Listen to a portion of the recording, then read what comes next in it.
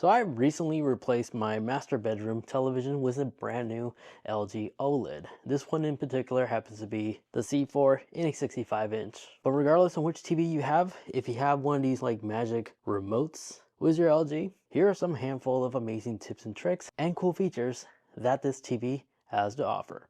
For starters, on the bottom here was all these shortcuts like for Netflix and Disney. While the TV is turned off, if you press on any of them, it will actually turn on the TV, but as well load the application you have selected. And now let's say maybe you don't like these shortcut buttons on the bottom. Well, the top number row above here, if you long hold any of them on the application or the input, or you can long hold the 0 button, by long holding, this shortcut menu will pop up, and here 1 through 8 you have the ability to create a shortcut for each long press on a button. So if I want number 2 to open up Prime Video and I hit the back arrow to exit out that little window, now by long holding the 2, it'll automatically quickly launch the Amazon Prime app.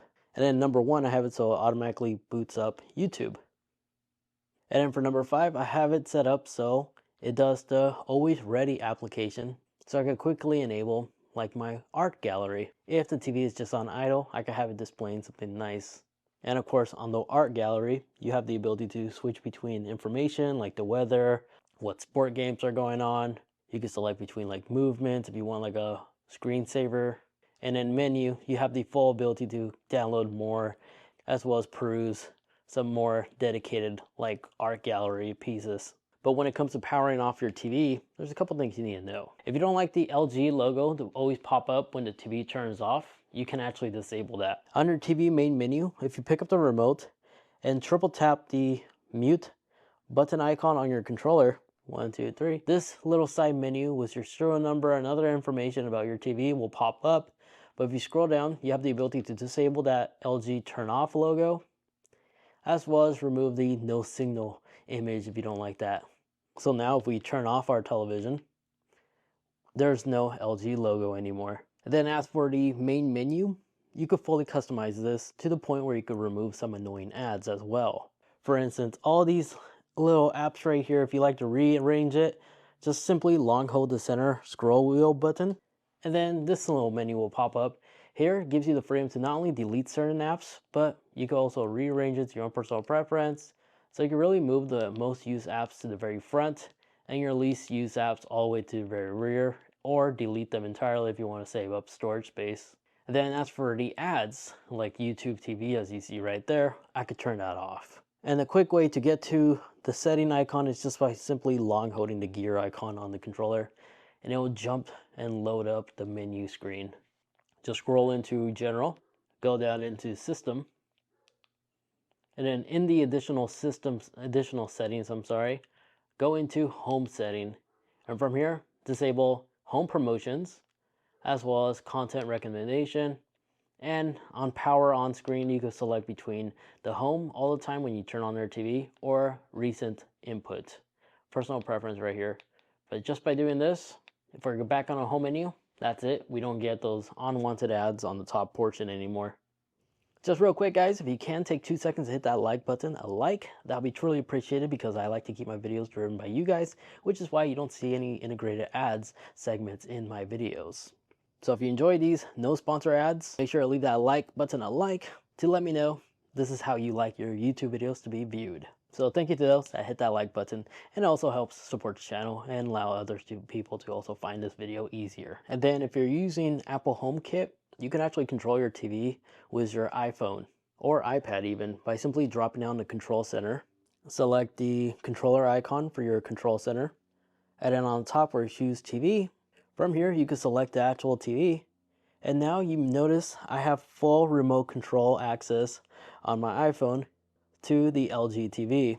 And I even have the ability to turn it off, as well as mute it, pause, go back, as well as the volume icons. The rockers will actually adjust the audio to the TV. All this for no additional cost. If you haven't yet set this up, the walkthrough is super easy, as all you need to do is just hold down long hold on the input up button on your controller, and this will take you to your LG Home hub station right here. And from here, just go into AirPlay and go into AirPlay and HomeKit setting, and then select Set up HomeKit.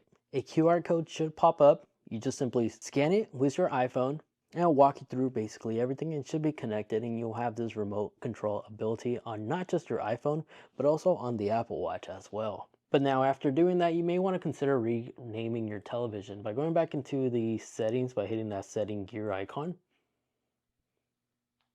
Just simply long hold. And from here, just go down in support and then go down till you find TV information. And right above here where it says device name, this is where you can select it and rename it. Now, since we're in this page, I might as well also show you this important information because right here you'll find more additional information about your TV. But if you're buying this used, like open box as an example, or you want to make sure you purchase a new TV, where it says total power on time, it will tell you the exact hours this OLED has been turned on. This is a good tool to know in case, again, if you're buying an open box, you just want to make sure you're not buying a display television. Now the beauty about this OLED is how energy efficient it is. But to be honest, when viewing movies or playing video games, sometimes it's best just to have this energy reserve mode power to be just turned off. So simply go into general and then go all the way down until you find energy saving. From here, you can just turn it off completely. But a cool thing about in this menu that you could also do is turn off the screen. By turning off the screen, if you're playing like a movie or some songs in the background, this will just turn off the screen itself while it still be able to play out audio. And then to go back to your normal screen, just press any button, it'll reawaken the screen. The next best thing you could possibly do is rename your HDMI inputs. And you'll find this ability back in the LG Home Hub. And then what you want to do is just go to these dots on the top right corner and then just go and select the very top one that says Edit Inputs. From here, you'll see the inputs you have created. So select a name. You'll have keyboard access to enter anything you like to call it. So Apple TV in our case. But on the side, you have these icons you can swap them with as well. So if it's like a satellite box, you can just select that. But since Apple TV is a set top box, I just select this. And of course, you can do the same thing with gaming consoles as well. And then once you're satisfied, you can just hit save. And that is how you could quickly rename them. Now the beauty about the LG Magic Mouse, by a simple wave, this will activate the cursor, or you may use the little scroll wheel in the center here and just like rotate it until it appears, and we could wake it up like so.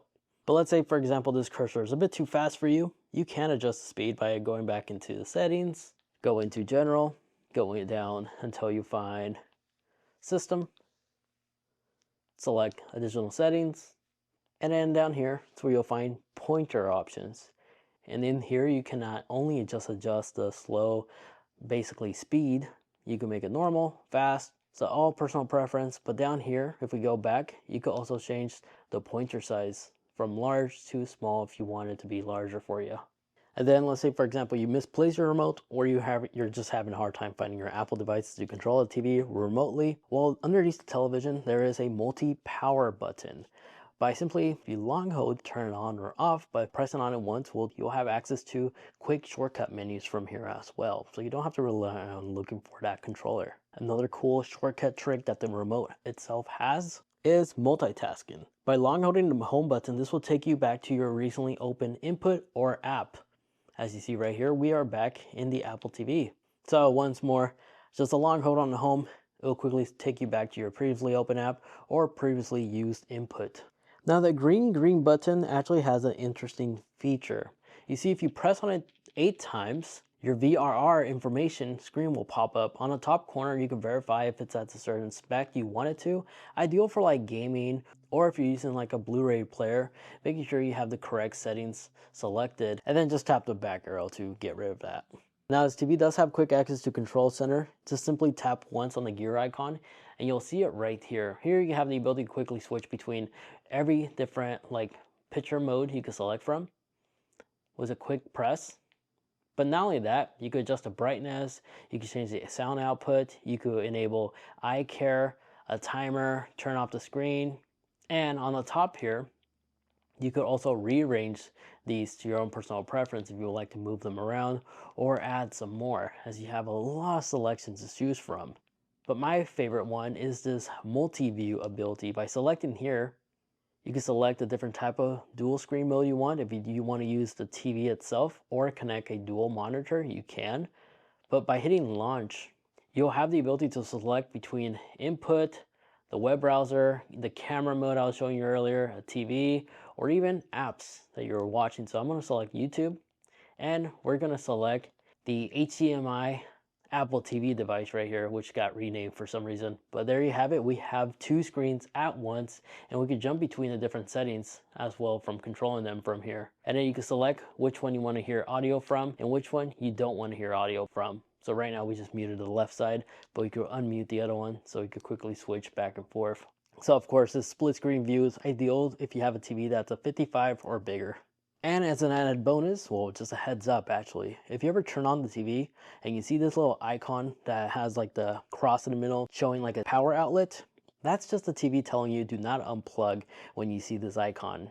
Doing so may actually damage the OLED display. And another added bonus, these little dots right here, if you ever press it, it'll give you quick tool access right here, which also will allow you to force close an app in case it's acting funny.